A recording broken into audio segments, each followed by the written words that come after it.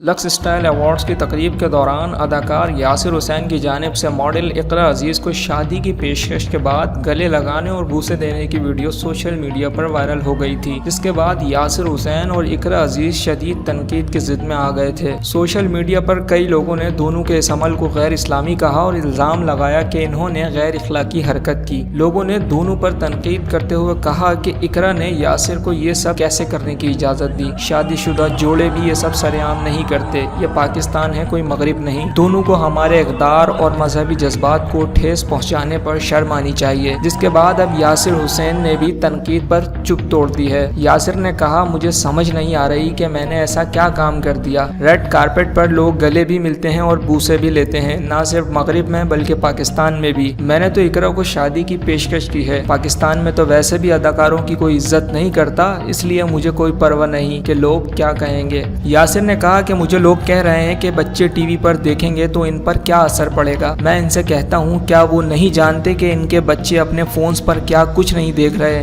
यासिर हुसैन ने कहा कि ऐसा कौन सा पाकिस्तानी ड्रामा है जिसमें लड़के लड़की गले मिलते दिखाई नहीं देते। ये हैरान कुन है कि लोग किस बात पर बहस कर रहे हैं।